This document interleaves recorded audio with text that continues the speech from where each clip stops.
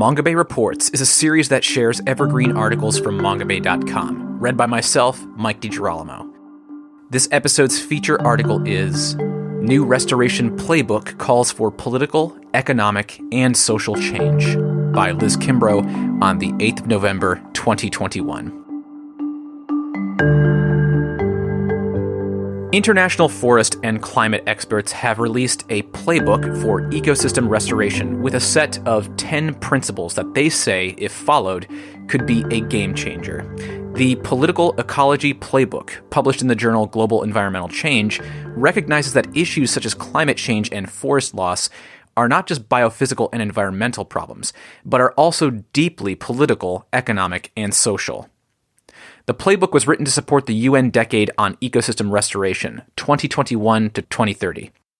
Many of the ideas in it are already embedded in the UN's language and framework, such as integrating indigenous knowledge and practices into ecosystem restoration initiatives. However, according to the authors, this is the first time all of these principles have been laid out in a published playbook format, calling for action. Restoration is often seen as a quick fix to repair ecosystems after making mistakes, said Robin Chasden, a professor at the University of the Sunshine Coast, Australia, and one of the article's 9 authors, who happen to all identify as women. But it is even more important to recognize these mistakes and avoid repeating them, as they also perpetuate social inequities. The playbook emphasizes equity and calls for mandatory financial commitments from the countries of the global north, as well as from institutions that have historically promoted environmentally disruptive development. Debt relief must also play a role, particularly to relieve countries in the global south. Debt is the reason why many governments from the global south are extracting resources from highly biodiverse ecosystems in the first place. Tracy Osborne, associate professor and presidential chair of the Department of Management of the Complex Systems at the University of California, Merced, and first author of the playbook, told Mongabay. There are 10 principles for effective, equitable, and transformative landscapes. They come in 3 parts. First, there's local. Number 1, privilege local knowledge and practices. 2, ensure participation of the most impacted groups. 3, ensure social environmental equity and justice. Then there's national. 1, align restoration practices with local needs and aspirations. 2, align state policies to support restoration. And 3, empower representative local decision-making authority. And then the final category, international. Number 1, promote regenerative interventions. 2, prioritize social and ecological benefits over financial returns. 3, ensure fair funding. 4, collaborate across country borders. By consistently failing to address long-standing, unequal political and economic relations, even the best-intentioned restoration efforts can fail or end up causing harm to people and planet, co-author Victoria Gutierrez, head of global policy at Commonland, a restoration NGO in the Netherlands, said in a press release. There are winners and losers in environmental change, and political ecology is committed to goals that have social justice outcomes. Many current restoration strategies focus on tree planting, particularly on large plantations of non-native trees, which can cause more harm than good. Tree planting is considered a low-cost solution, but it can have negative impacts on biodiversity, water tables, and local communities, restricting their access to land if done incorrectly. Instead, the playbook promotes solutions that address the root drivers of deforestation, grounded in equity. The playbook asserts that technological and market-based solutions alone are insufficient for meeting restoration and climate goals.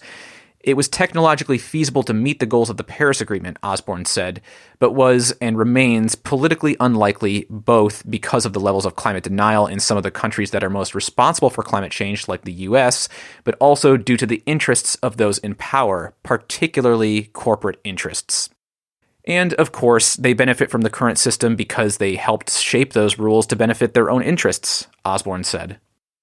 Market-based solutions such as carbon offsets in tropical forests have addressed the symptoms as opposed to the root causes of deforestation and climate change, Osborne said. We've tried to make these sorts of changes from within the system for decades, and it really has not worked. I'm not against markets, but I think that markets need to really serve and support the needs of society and systems change, as opposed to the other way around. In the Amazon, for example, in many cases, the carbon market price is too low to incentivize people away from the main drivers of deforestation, including large-scale soy production, cattle ranching, timber production, mining, and the extraction of oil and gas.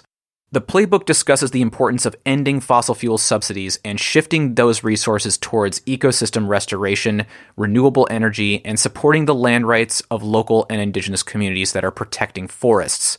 For decades, world leaders have been making global commitments to reduce greenhouse gas emissions associated with climate change.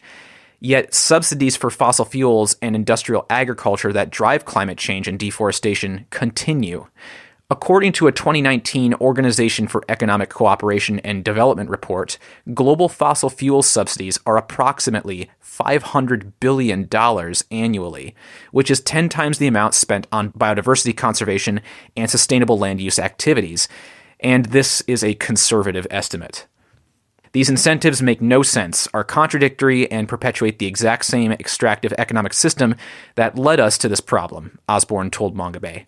We need significant amounts of funding that are equal and commensurate with the scale of the problem. The authors invited IUCN members and leaders at COP26 in Glasgow to consider adopting the Playbook to guide biodiversity conservation and climate change mitigation in forests and, more broadly, call for structural changes from local to international scales. We need a level of systems change that we, to date, have not yet seen, Osborne said. This is not just the ethical thing to do.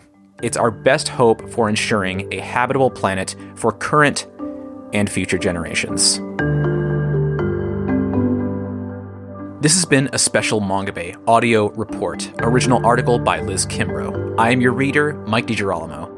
Special projects like this are made possible by our Patreon supporters, so please consider becoming a monthly sponsor via our Patreon page at patreon.com/Mongabay. Just as little as $1 per month will help us offset the production costs and hosting fees to help us keep making content like this. So keep up with all of Mongabay's news from Nature's Frontline at mongabay.com. Get updates from Twitter, Facebook, Instagram, or TikTok, where our handle is @Mongabay.